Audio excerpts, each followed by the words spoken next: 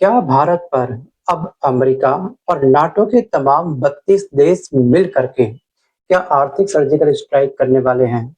क्या सच में चीन और ब्राजील के साथ में हमने खड़े होकर के क्या हमारे भारत ने पश्चिमी दुनिया को सीधे एक बहुत बड़ी चुनौती दे दी है? और सबसे बड़ा सवाल ये है कि क्या हमारा भारत, जी हाँ, क्या भारत को अपने विकास के रास्ते के बदले पश्चिम देशों के नियमों की गुलामी करनी चाहिए? इसी टॉपिक पर आज हम करेंगे डीप डाइव आज के इस छोटे से वीडियो में। आपको याद होगा दोस्तों, कल थी अपनी 17 जुलाई और 17 जुलाई 2025 की सुबह ब्रुसेल से एक बयान आता है। वो बयान ये होता है कि NATO is considering coordinated sanctions on India, China and Brazil for their continued economic support to Russia and Iran। मतलब कि हमारे ऊपर ये सैंक्शन लगाने जाएगा नाटो के तमाम देश मिल करके, मतलब कि हमारे ऊपर प्रतिबंध लगाने जा रहे हैं। और हमारे बस केवल गलती ये है कि कहीं ना कहीं हमने ईरान और रूस का सपोर्ट किया है। बस हमको इसका खामियाजा भुगतना है। और ये बहुत बड़ा थ्रेट्स दिया है हमको नाटो के तमाम देशों ने, या फिर हम कह सकते हैं अप्रत्यक्ष रूप से। नाटो के सुप्रीम लीडर कौन है? ट्रम्प। वैसे ना ट्रम्प की शायद एज ना 79 ईयर हो चुकी है और इनका जन्म हुआ था 1946 में। अगर आप कैलकुलेट करोगे तो सच में ये क्या उम्र का तकाजा है कि डेली डेली डे नए ये कुछ ना कुछ टीका टिप्पणी हमारे खिलाफ करते रहते हैं। और ब्रिक्स को डराने का, धमकाने का, उनको कह सकते हैं थ्रेट्स देने का रोज एक बयान जारी करते हैं। क्या सच में हमारे ब्रिक्स के तमाम देशों को क्या इनसे डरना चाहिए या फिर इनको मुंह तोड़ जवाब देना चाहिए? मतलब कि ईंट का जवाब हमको पत्थर से देना चाहिए? क्या हम इतने कैपेबल हैं? तो इस टॉपिक को भी हम थोड़ा बहुत कवर करेंगे आज के इस वीडियो में। एक्चुअली क्या हुआ था कि नाटो के जो महासचिव है ना, तो उन्होंने ये कहा था कि ब्रिक्स देशों का व्यवहार वैश्विक स्थिरता के लिए एक बहुत बड़ा खतरा बन चुका है या फिर खतरा बनता जा रहा है। यानी जो अमेरिका और यूरोप के नियम नहीं मानेगा, हम उन पर अर्थव्यवस्था से लेकर के टेक्नोलॉजी तक प्रतिबंध लगाएंगे। ये दी है इन्होंने हमको धमकी। और आपको ध्यान रखना है कि आखिरकार नाटो हमसे गुस्सा क्यों है। उसके पीछे की वजह यह है कि जो हमारा ब्रिक्स संगठन है ना, वो और भी अधिक मजबूत होते जा रहा है। क्योंकि हर साल, अभी हाल ही में आपको मालूम होगा कि हमारा ब्रिक्स समिट क्या हुआ था, हमने संपन्न किया था, जिसमें वो अलग बात है कि रूस के राष्ट्रपति और चीन के राष्ट्रपति उस समय प्रेजेंट वहां पर नहीं थे, लेकिन हमारे इंडिया की तरफ से हमारे भारत के प्रधानमंत्री मोदी ने अपना मत काफी अच्छे तरीके से रखा है। और जो ब्रिक्स हमारा समूह है वो डे बाय डे और भी अधिक स्ट्रांग होते जा रहा है।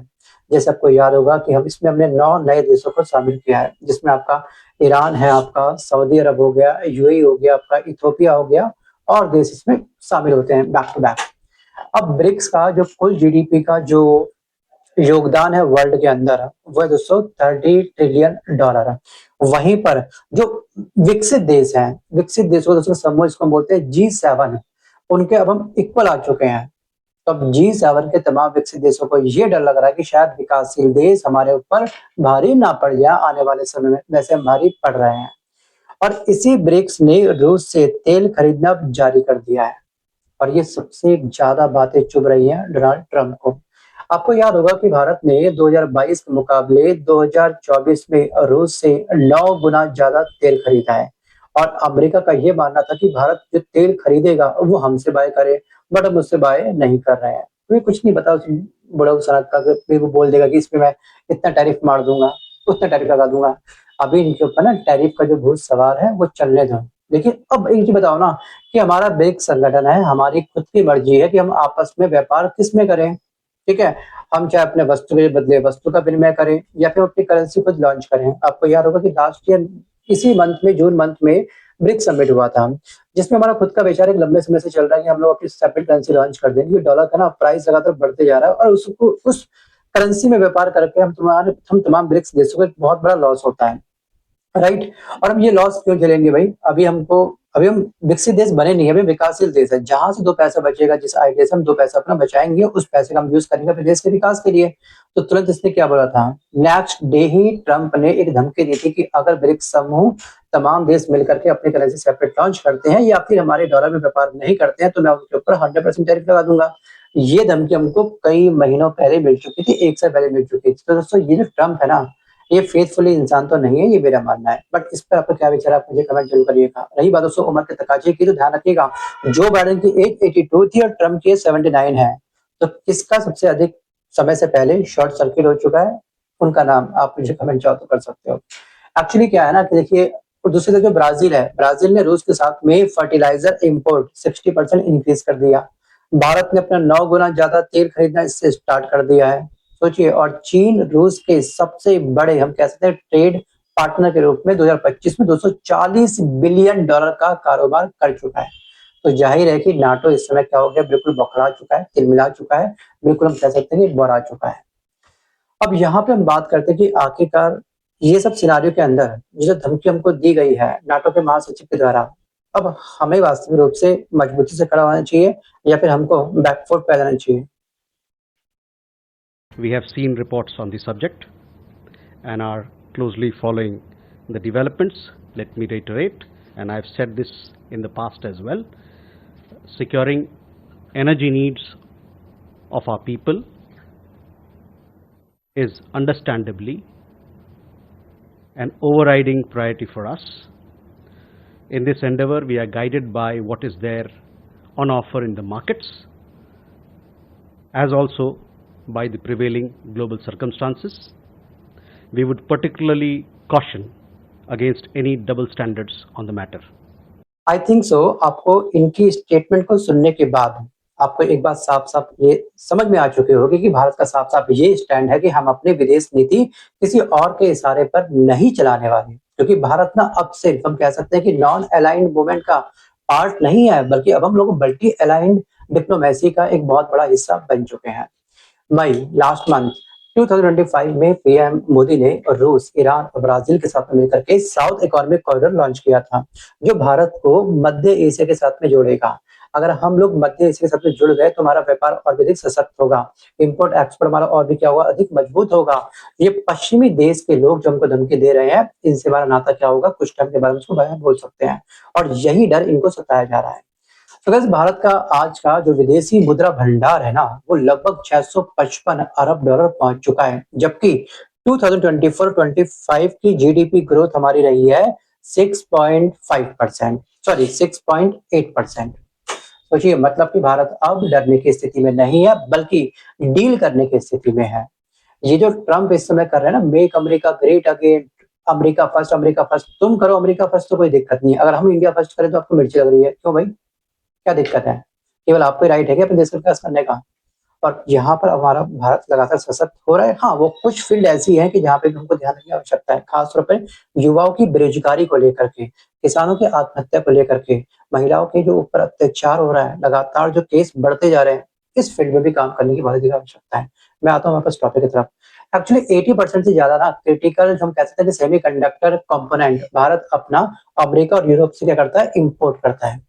लेकिन भारत जो है ना, अब अपना सेमीकंडक्टर सेल्फ रिलायंस मिशन पर 75,000 करोड़ रुपए का निवेश कर चुका है। इसमें आपका माइक्रॉन हो गया, एक कंपनी और है आपका टीएसएमसी, और एक है आपकी वेदांता के प्लांट 2025 के अंत तक चालू होने की उम्मीद है। मतलब कि आधा साल हमारा बीत चुका है, दिसंबर तक हमारे तमाम ये सेमीकंडक्टर प्लांट जो होंगे वो ओपन हो जाएंगे with the help of micron, TSMC and Vedanta company के माध्यम से। तो हमारी जो डिपेंडेंसी है अमेरिका को लेकर के, यूरोप को लेकर के, अब हम क्या होने वाली, छू मंतर होने वाली है। कर लो तुम्हें जो करना है, जाओ बना लो अपना मेक अमेरिका ग्रेट अगेन, अकेले अकेले। कहता भी दीवाना है, सुनता भी दीवाना है, कहेगा भी महासचिव, सुनेगा भी उसका ट्रम्प, चलने दो इनका। और जो रक्षा क्षेत्र है ना, रक्षा क्षेत्र में भी भारत ने 2024 में 18 अरब डॉलर का निर्यात किया है, जो रिकॉर्ड है दोस्तों। और अब रूस और फ्रांस की डिपेंडेंसी घटाई जा रही है डे बाय डे। और वर्ल्ड के अंदर ऐसे 5 कौन से देश हैं जो सबसे अधिक हथियारों को बाय करते हैं? तो वर्ल्ड के अंदर 5 ऐसे कौन से देश हैं जो सबसे अधिक हथियारों का कारोबार करते हैं? वीडियो को पॉज करके आप मुझे कमेंट जरूर करिएगा, और इसका राइट आंसर अपने स्क्रीनशॉट ये रहा आपके सामने, इसको आप पढ़ लीजिएगा। और अब हम ना डिफेंस के अंदर भी काफी अधिक मजबूत हो रहे हैं। अब यहाँ पे मैंने आपको बताया कि नाटो का डर क्या क्या है, कि हम जीडीपी के मामलों में काफी अधिक हो रहे हैं। और यहाँ पे जो हमारा भारत है ना, सॉरी दुनिया में अब अमेरिका की यहाँ पे सच कहूं तो चलती नहीं है। ये रेसिप्रोकल टैरिफ के बाद में इसने अपने दुश्मन काफी अधिक पाल लिया है। यूरोपीय संघ के तमाम 27 देश भी इसके अगेंस्ट आ चुके हैं कहीं ना कहीं। और रात को अचानक से क्या बोल जाए कुछ नहीं पता, सुबह उठते ही हम लोग अभी क्या बोल दिया इसने, ऐसा लगता है हमको। एक्चुअली जो भारत है ना, भारत डे बाय डे काफी सशक्त हो रहा है, और खास तौर पर international north south transport corridor के जरिए रूस, ईरान, भारत को जोड़ चुका है। ये चल रहा है हमारा। और यहाँ पे ना डॉलर के मुकाबले अब जो है 20 से ज्यादा देश भारतीय रुपए में व्यापार कर रहे हैं, और यूरोपीय संघ ने भी ना डॉलर के अंदर व्यापार करना अपना बंद कर दिया। उनकी खुद की अपनी यूरो मुद्रा है भाई, उसमें वो लोग लगातार व्यापार कर रहे हैं। और सबसे जरूरी बात यह है कि India middle east Europe corridor, जिसे हम बोलते हैं IMEC, अब ब्रिक्स के नए फॉर्मेट में तब्दील हो रहा है। मतलब कि अब और अधिक स्पीड पकड़ सकता है। और ये सब वेस्ट की हम कह सकते हैं कि मोनोपोली को सीधे करने के बहुत बड़ा चैलेंज करने वाला है, उसको बहुत बड़ी चुनौती देने वाला है, उसपे बहुत बड़ा बट्टा लगाने वाला है। और एक बात तो साफ-साफ ये है कि भारत जो ब्रिक्स संगठन में शामिल है, और इस संगठन में जितने भी तमाम देश शामिल हैं, वो एक बात तो जान चुके हैं कि जंगल के सीधे पेड़ हमेशा पहले काटे जाते हैं। हमने बहुत परवाह कर ली नाटो के तमाम देशों की, हमने बहुत परवाह कर ली G7 के तमाम देशों की, लेकिन अब हमको अपने बारे में सोचना है, अपने देश का विकास करना है। और फिलहाल अब हम डरने वाली स्थिति में ना हैं, ना ही आने वाले समय में होंगे, क्योंकि लगातार हमारी जीडीपी ग्रोथ बढ़ रही है। और यहाँ पर हमने क्या काउंटर रिप्लाई करा, हमने किस तरह से नाटो के दांत खट्टे कर दिए, नींबू रगड़ दिया, वो आपने सुना अभी वीडियो के माध्यम से। लेकिन वहीं पर चीन और ब्राजील ने भी तगड़ा काउंटर रिप्लाई करा। चीन ने साफ-साफ नाटो को ये बोला है कि नाटो को वर्ल्ड का थानेदार बनने का बड़ा शौक है, लेकिन अब ग्लोबल साउथ अच्छे से जाग चुका है। और वहीं पर जो ब्राजील के राष्ट्रपति लूला, उन्होंने साफ-साफ ये बोला है कि हम अपनी फार्मर और वर्कर की जरूरतों के लिए निर्णय लेंगे, ना कि किसी अमेरिका की नाराजगी के डर से, या वो देश हो जाएगा नाराज। इसको बोलते हैं दबना। अब हम दबने वालों में से कम नहीं है। यानी कि दुनिया अब नाटो सेंट्रिक नहीं है, बल्कि हम कह सकते हैं कि अब हम मल्टीपोलर हो रहे हैं। और इसका जो सेंटर है, इसकी जो धुरी है दोस्तों, वो है हमारा भारत देश। अब सवाल ये नहीं है कि नाटो हमें धमका रहा है, सवाल ये है कि क्या हम अपने आत्मविश्वास, स्वतंत्र विदेश नीति और मजबूत अर्थव्यवस्था के दम पर उस धमकी को झटका दे सकते हैं, उसको धराशायी कर सकते हैं, उसको राख में तब्दील कर सकते हैं। इस समय ना ट्रम्प की बोलती बंद करना बहुत जरूरी हो चुका है। अब इस पर क्या आपका मानना है? हाँ या ना में आप मुझे कमेंट जरूर करिएगा। और भारत ना एक नई सदी का भारत है, जो ना झुकेगा ना रुकेगा, बल्कि दुनिया के नक्शे को फिर से खींचेगा। अगर आप चाहते हैं कि भारत अपनी शर्तों पर चले, ठीक है, तो इस वीडियो को आप प्लीज कमेंट करके मुझको जरूर लिखिएगा कि India will lead the world. तो गाइस, आज के इस वीडियो में बस कर लेते हैं, मिलते हैं जल्द नए वीडियो के साथ, तब तक के लिए धन्यवाद।